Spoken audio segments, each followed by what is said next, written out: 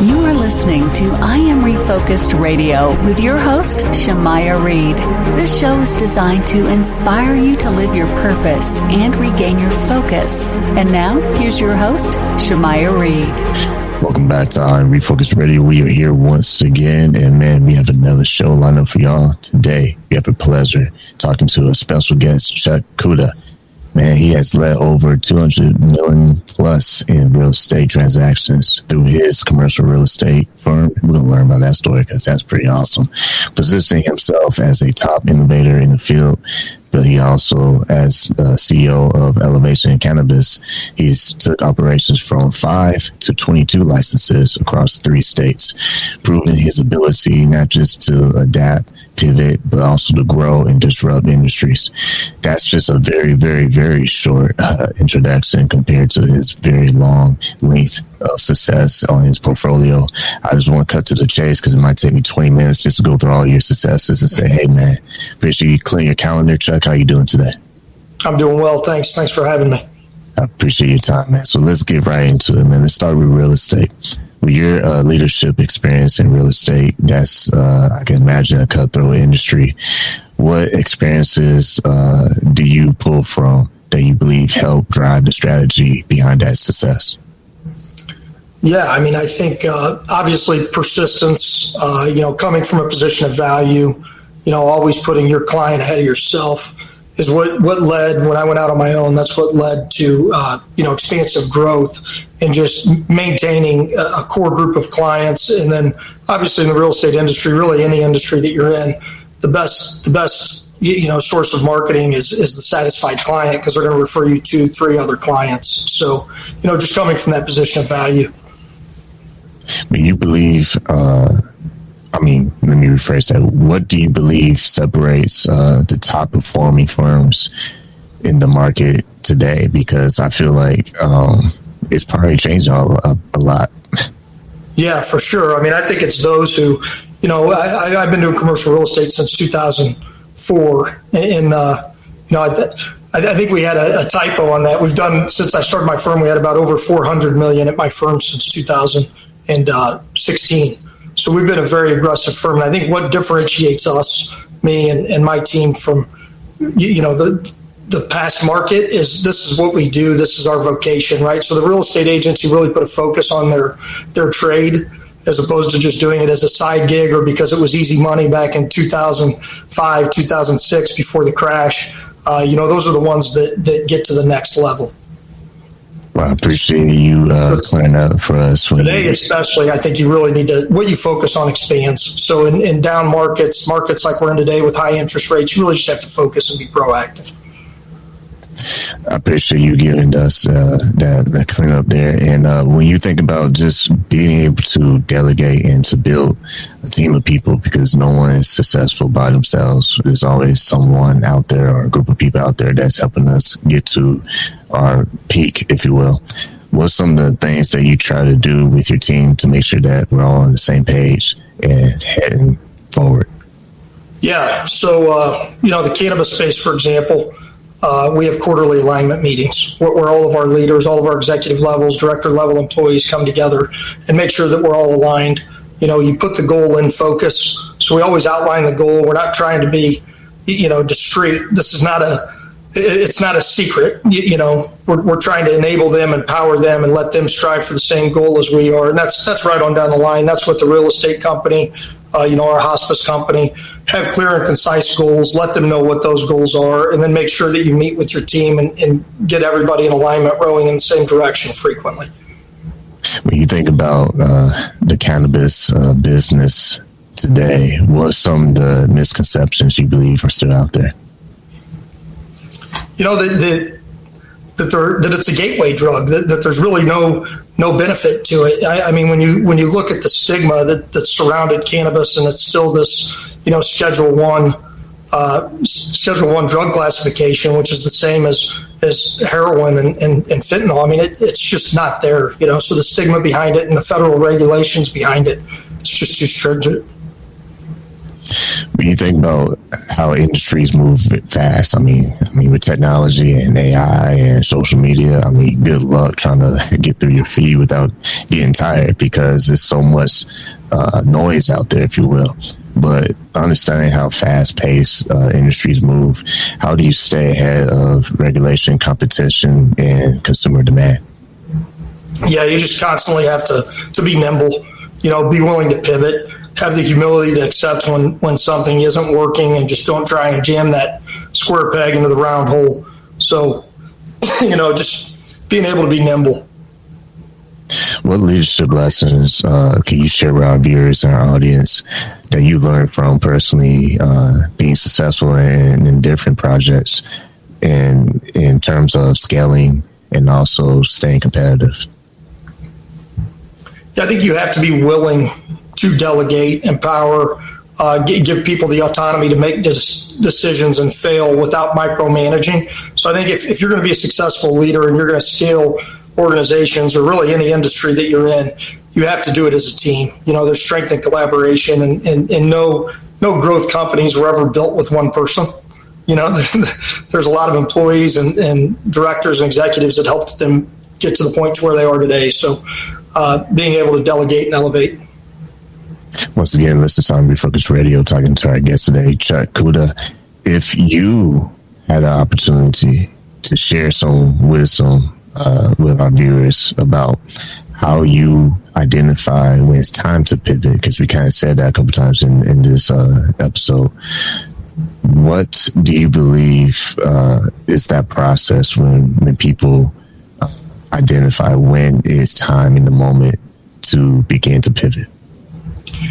Yeah, so anytime you make a crucial decision or one that's going to be imperative to the direction of the company, you always have multiple scenarios where you could go, to the east, to the north, to the west. So you have three different options, right? And you choose to go one of those ways for whatever reason. And I think evaluating that, after a 30-day period, a 60-day period, a 90-day period, and really try to evaluate what could have happened or what would have happened in the first process. So before you chose to go that direction, you evaluated these other options, and then reevaluate and reanalyze and say, what, maybe we need to shift directions here. This one obviously isn't working. We course corrected after 30 days and tried to implement a new strategy. Now after 60 days, we did it again. 90 days, you've got to be able to cut the rope and say, let's pivot, let's go a different direction. So I think having a strategy initially where there's multiple options will allow you to course correct and then redirect, more nimbly than otherwise, or you've got to come up with a whole nother plan. When you reflect on exploring new markets, what's your process when you're taking calculated risks, and what's some patterns, if you think you've seen any that you have noticed along the way? Yeah. So, from the cannabis market, we only explore limited license opportunities. So, some of the states, when they put in the regulations, they didn't cap the license count, from a retail perspective, or they didn't cap the cultivation flower canopy, which makes it susceptible to oversupply or, increased competition. So, we don't want to put ourselves in a position where anybody could just open up a store or anybody could grow, 1 million square feet of flowers. So we always evaluate.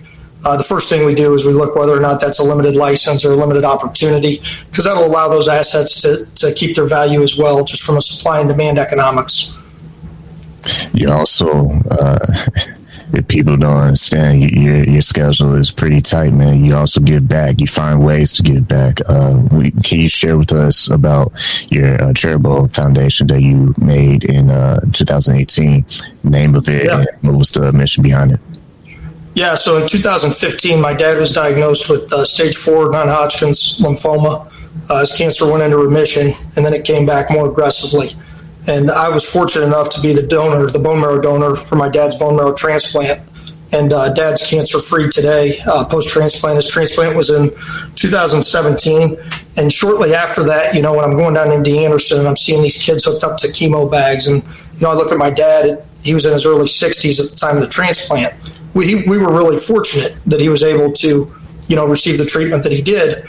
But some of these kids they're not as fortunate to have, the longevity that Dad had before his diagnosis. So we started OPES Charitable Foundation. The last 3 years, we actually committed $1.75 million to pediatric cancer research. We've raised about $750,000 of that already. We're going to have a gala next year in August to raise the balance. We're going to have about an 800-person gala to raise $1 million. And it's become a very important part of my identity and my legacy, and what I want to be remembered by is giving back. And we do a lot of work with, MS, FACE Foundation, which is autism, paralysis. Next Step KC, we just funded a $25,000 machine for spinal cord rehabilitation. So, we've got a lot of causes that are near and dear to us, and we try to help and support as many of them as we can, especially here locally. That takes a lot of discipline, if I can say that, because anybody can say, I work hard for this, let me go have fun and enjoy life. But kind of touched on why it's so important for you with your leadership and with your opportunity of your platform to give back so much, because you ain't giving crumbs. We're talking about a nice bag that you're giving. I think that's awesome. Kind of touch why that's so important for your legacy. Yeah, I mean, it's not what you can't take anything with you. So really, your legacy is about what you can leave behind, and I look at that from a leadership perspective as well as a philanthropic side. So if I leave behind, if I build a company and I sell it, but I really didn't cultivate any more executives, any new leaders, then all I did was just scale the company for my own monetization. Or what we try to do now is we do training at the executive level. I've got Action Coach KC that helps out from the director level all the way down to the butt tender level at our stores. So we're trying to get everybody advanced. And then from the philanthropic side, I mean, that's really what it's about. It's about giving back. It's one thing to be able to put yourself in a position to succeed, but how awesome is it to give back to others who maybe don't have that same opportunity? And if you thought you weren't busy enough, you also coach. Is that right? Did I read that right? Sure. You coach baseball? Like, wow. Okay. So there has to be a story behind that. Did you play sports at all as well? Yeah. Or what brought you to do that? I did. I played baseball through college. My sophomore year of college, I played at Maple Woods, and I threw my arm out my sophomore year. So I didn't make it past junior college. I didn't have the surgery, but it's always been something that's been a passion of mine. It taught me so many things, how to overcome adversity. I mean, baseball is a sport that's built on failure.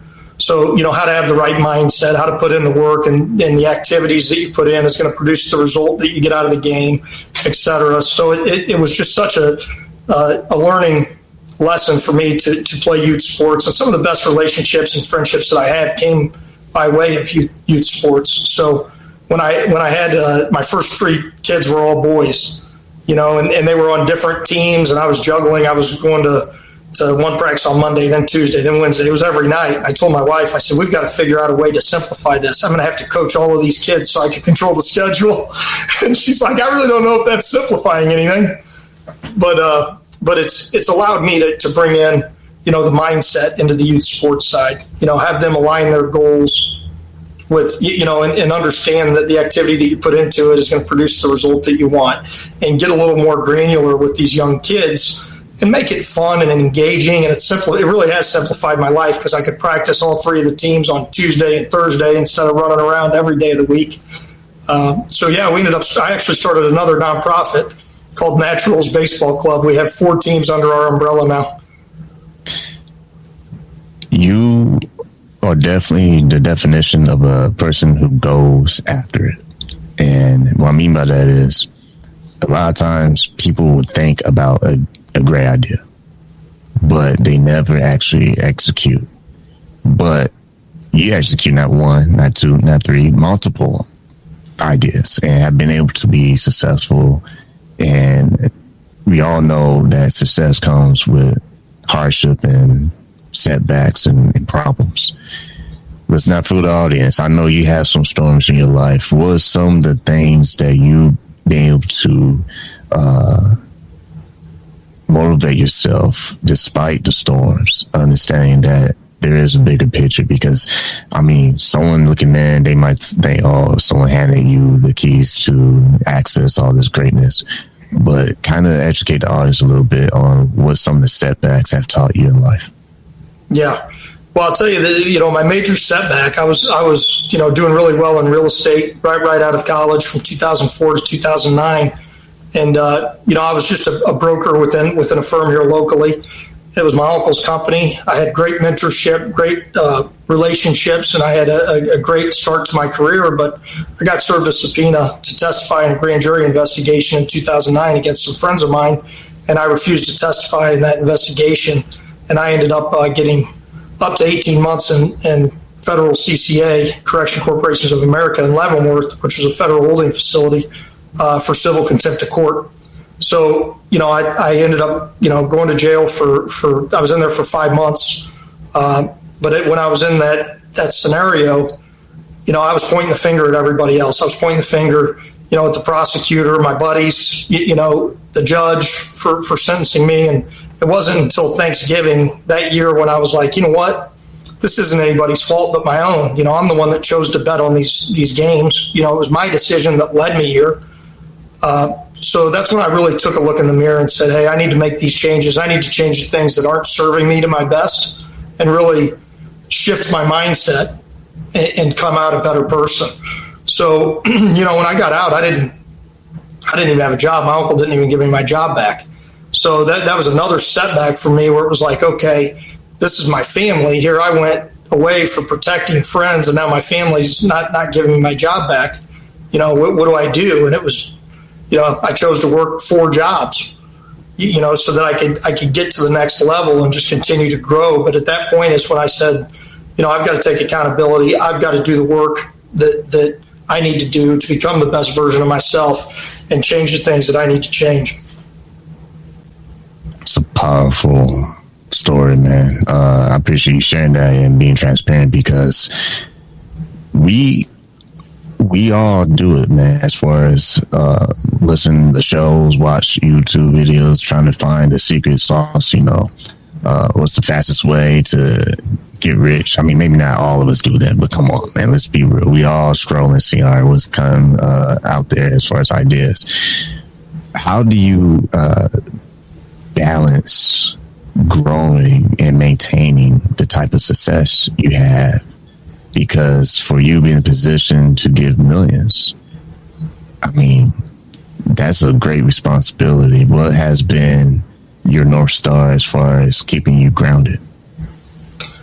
I mean, obviously the spiritual beliefs that I have, the belief in God, that there's someone always out there that's better than me. I mean, the humility that you have to have, and the lack of ego, and really just my spiritual values. I'm from a Catholic faith, and I go to church every week. I pray for guidance, direction, and that's really been my North Star is hey, I'm here. I've got the talents and abilities and the opportunity. I've got to do something with those. If there's a CEO out there watching this, listening to the show, if you could say one message, dear CEO, fill in the blank, based on what you've been through with your own personal experience being an entrepreneur and being successful. Anybody can claim the title entrepreneur, but it's a difference of how you look at things. But what would you say to that person who feels like there's so much more? I just feel like I'm hitting this brick wall. What words of encouragement would you say based on what you had to push yourself through and break those walls in order to find the success you found? Yeah, I think you just always have to have a breakdown before you have a breakthrough. As long as you have the unshakable mindset to believe that there's growth beyond the limitation that you're at currently, then you're going to succeed. Last thing I'll say, once again, this is I Am Refocused Radio, watching this online, talking to our guest today, Chuck Cuda. Last thing I want you to do for us is young people out there. Man, it's hard keeping up with the next generation. I joke with this with a friend of mine. I say, I think every generation takes turns, right? We all think we have the best music in our era. We all feel like we have the best whatever in our era. And now now I'm in my mid-30s. It's like, can't keep up with the young crowd no more. But what would you say to the young people out there as far as why it's important to start now, whether it's go for your business, whether it's want to be your best version of yourself? What would you say to young people that they start early so that way they don't get old and be like, man, I wish I would have did this and that? It's easier to recover from a failure when you've got a lot of life left to live. So take a risk, bet on yourself, and do it at an early age, because if you fail, then you've got plenty of time to bounce back and recover. If you wait until you're later in life and then you're like, oh man, I should have done this. One, you may not do it, but two, if it doesn't work out, then maybe you spent your retirement trying to chase that dream. Yeah. So fail early, fail fast. I love that. When you look at opportunities to not just help impact the world around you, if you could change anything in the world, I know that's a crazy statement, but if you could, what would you want to change and why? Whew. I know that's heavy. Well, I would get rid of social media. I feel like it's the devil's radio. I think that too many people have been affected from the mental health side of it, and it's the online bullying and then the instant gratification. There's no deep-rooted relationships anymore. I mean, nobody's got 12,000 friends, but I think they put stock in that, and then they really value what those people say, and they take it to heart. And I just think if I could change anything, it would be I'd nix social media and go back to the old-fashioned, deep-rooted relationships where they mean something. I really like that because I think you're right on the death scroll. I mean, it's so easy to allow your time to just melt away. And I remember back in the day, I'm not that old, but I remember back in the day we played basketball, whatever, until the street lights came on. Now it's like we're just going YouTube tutorials how to dribble, and it's like, man, we didn't have that growing up. I mean, YouTube did come out until I was in college, so it's like these young people, man, they had to. I gotta be careful. I don't get no crazy emails, but not saying they don't have it as bad as anybody else, because we all have our struggle. But I just feel like social media can be a huge distraction, and we definitely see highlights of people's success. We do not literally see the hard blood, sweat, and tears that a lot of people that we look up to are able to appreciate and just enjoy. So I think you hit a good point in that, because anything can become someone's distraction, whether it's social media, if it's playing video games. I'm not trying to be a negative person, but I feel like strategizing is definitely something that people can do at a young age. It just really has a massive potential for your growth. So last time I asked you, when you look at personal development, you mentioned about being nimble. You mentioned about how you pivot and all that. What would you say to someone? This is something that you take this with you for the rest of your life, especially when it comes to personal growth. What would you say has helped you along the way, especially when you have moments where you maybe wanted to give up? Yeah, I mean, I think that affirmations and believing in yourself is really the most important thing, especially as you're working through hard times. Just knowing, cultivating that mindset and that belief that you're heading in the right direction, and that you're gaining traction, and that you believe in yourself and you believe what you're doing. Because if you have that mindset, then it's limitless as to what you could do. So, I mean, just affirmations, believing in yourself is the number one thing. Well, like always, been listening to I Am Refocused Radio and watching us online, talking to our good guy, Chuck, man. Once again, before we close, how can people stay in touch with you? What's the best way they can do that? Yeah, so email is probably the best thing for me.